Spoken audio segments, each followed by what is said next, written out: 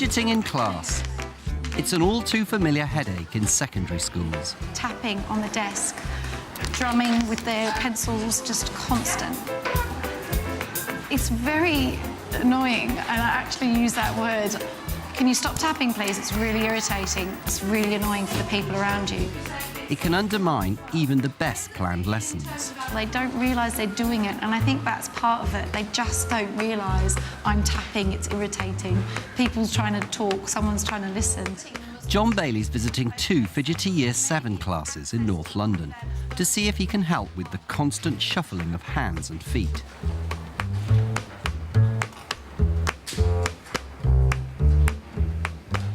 OK, well, you've got the basics, which is good.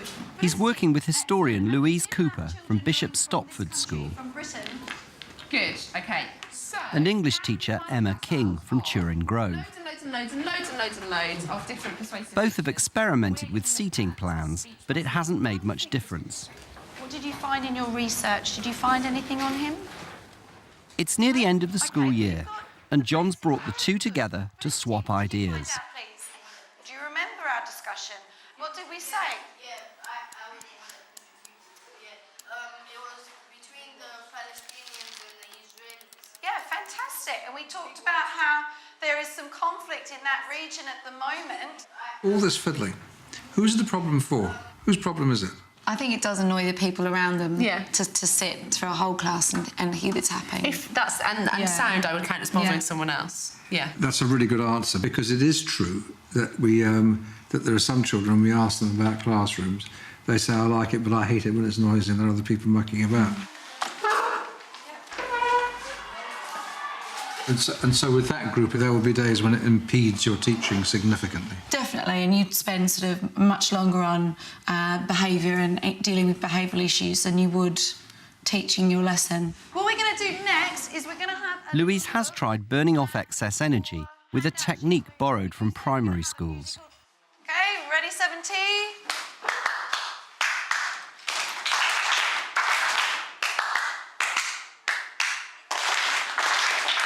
OK, handout sheet, it's green or it's white. It's on your desk. It says the Crusades on the top. Can we look at it, please? Emma, this isn't your class, it's Louise's. What features do you notice about it? As soon as Louise did the musical transition, which is really cool, I like that, they all kind of were like, oh, yeah, we know what we're doing. OK, I do have a starter task on the board. I do a lot of primary activities with the Year 7s because it just works with them. They are so energetic. They love the musical transitions and the sort of things that you do with younger groups. They love it in Year 7 still. Right, have a look at your little laminated cards. Ali, what do you think we're doing? Bingo. We're doing bingo, excellent, OK. Emma's tactic is to try to absorb the fidgetiness early on with a lively starter. Another word for facts and figures, it's also something that you do in maths, begins with an S. Facts and figures. Bingo! Bingo! Bingo!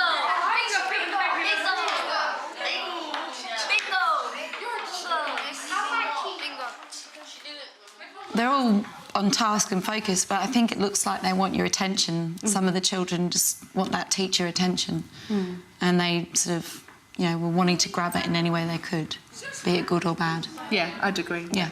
You know, they want the touch of a teacher's eye. OK, good, thank you, guys. Thank you, Star. Thank you, Ishmael. Once your hand goes up, your mouth closes. OK, now, I was interested in putting in that last clip because one of the things that I notice is in fact, they respond pretty well to all your signals and devices. So if you put your hand up, they'll put their hand up. If you do, both of you were able to bring the room back under control where you wanted to. I wonder what percentage of this is to do with, in remembering that with children with this age, that we need to be doing a lot of very explicit direction. And it is a lot of the hands, knees and boomsy-daisy commands, as well as the reflecting on their rights and responsibilities. Yeah, I think a lot of the solution does come from teacher's command. So actually instructing the hands, instructing them so that they're not fidgeting.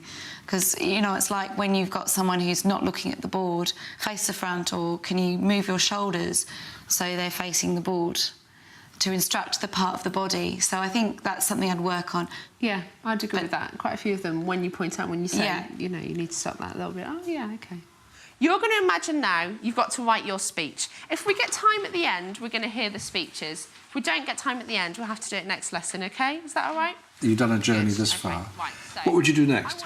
I think I would get them to kind of monitor themselves more and find a way to get them to take more responsibility for themselves so that they are self-correcting rather than relying on me to kind of go shh, shh, shh and to quieten them down. It might be nice this time of year to have a meeting with the class. That is to say, have a proper structured class conference. I think that's a great way to finish off the year, just to review how we've been this year. I mean, I don't know if you're going to take your class through to next year, but I think that would be really useful if you were to take your Key Stage 3 class through to Year 8. You know, the continuity would be there, so something like a conference would be really useful.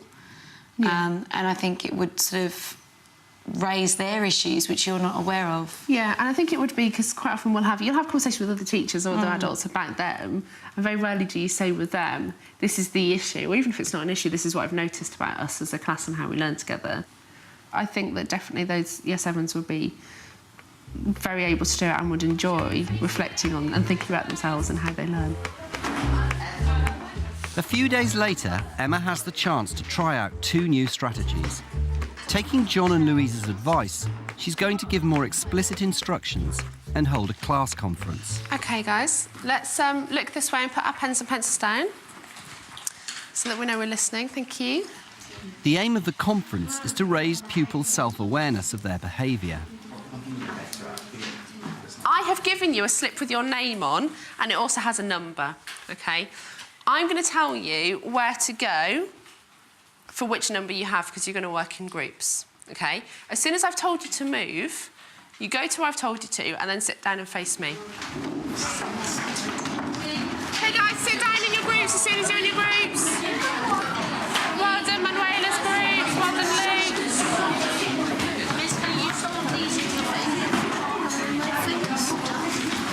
Thank you, Sam. Thank you, Manuela. Thank you, Azam. Thank you, Mr. Bailey. Thank you, Sadar. OK, excellent, guys. I have written 15 things that you are good at. Her strategy is to get the Year 7s to discuss behaviour generally before highlighting the fidgeting. Work together. You're going to write 15 more things on this sheet in your group that you think you're good at, but they're more about how you approach your learning rather than the actual things that we've learnt. You OK, Ishmael? You OK? Yeah, cool. OK. So let's just quickly... John also wants to see if the pupils will start to think about taking responsibility for their actions. Your own work. Okay. I want the first. Right, confidence. Writing punctuation when I work. Using punctuation. That's what you've improved at, isn't it? What about the things about how you are in the lessons? We are quiet sometimes, but we can improve that. Right, persuasive language. Yeah. Like emotive language. Yeah, right now. We have respect for each other and the teacher, basically. We work good as a group. Alright, teamwork then. Don't make me get past my list. Let's have all our hands up. Ishmael. Ishmael. Oh. Let's have all hands up. One last thing before you prepare your little reports in your groups is I've got some ideas about what we could improve, OK? So Now there's been time to reflect, Emma hopes they're ready to tackle the fidgeting issue head on. And how you learn. I think these will help you learn even better. Ishmael, show me that you're listening. Put your face towards me. OK. Not bothering each other in lessons. What I mean by bothering is not kind of, you know, like annoying each other and kind of like throwing your pencil at someone and then going, they threw my pencil. Right.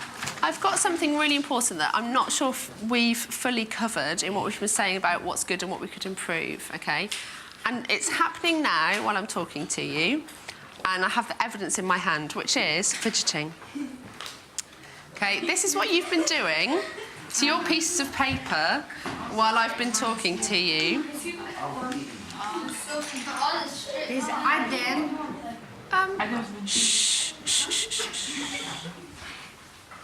This one is an impressive one.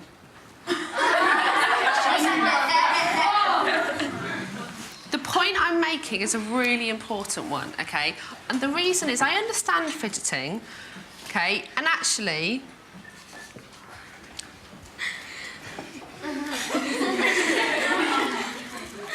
Put it out of your hand. Do you want me to have it? No. Put it out of your hand. Okay.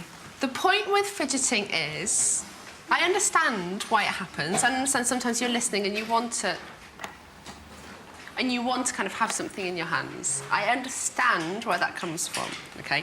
But the point is, sometimes it gets to the stage where the person next to you is distracted and they're looking away from the teacher. And it's also things like rocking back on your chair. All these things, to me, come under this category of fidgeting. And what I mean by that, sit properly. What I mean by that is movements that distract other people from focusing on the teacher, okay? Because this is about learning, okay? So if we empty our hands and we don't fidget with things, you're not doing anything that I would class as naughty. And it doesn't make me think less of you at all, because I'm a natural fidget. I'm just saying, think about what you can do to stop yourself, Ishmael, from fidgeting. The first thing, I think, is knowing when you're doing it, isn't it? Sorry, I want you to say. And you stop the class, you stop us, and then it stops other people from learning. It stops the lesson, doesn't it? So it's really annoying for you guys to stop the lesson. So don't rock on chairs, don't fidget. A DEMS group. In Miss Medine's class, we have to put everything on the side of the table so we don't touch it. Good. So we could push things away. Good. So I want everybody to have on their list, what can we do about fidgeting, OK? One more, and not just write the word stop fidgeting. Objects away from me. Good idea. One more minute, guys, actually about fidgeting, and then I'm going to take your feedback. Despite raising awareness of fidgeting, it's going to be a long battle to change behaviour. It was quite interesting that even though I'd gone on, I thought about fidgeting quite a bit, and then straight away people were fidgeting. Children making helpful contributions about fidgeting while they're stabbing a rubber. We really shouldn't fidget, sir. Yeah, so it's a kind of deep habitual behaviour. Yeah. So this is just part of a process, isn't it? Yes, yeah. And did I spot early in the lesson that you're also a bit more explicit with your... You're being a bit more explicit with your expectations as well. Yeah, and that's been working really well, because it is very explicit. Telling them precisely what you want to do with the part of their body that you want them to do it with is very effective. They can't get confused, and it's not vague or idiomatic. It's not like... You should be listening is, I suppose, some children quite vague, whereas show me your face, empty your hands, or put your pen down is far more explicit, and they do.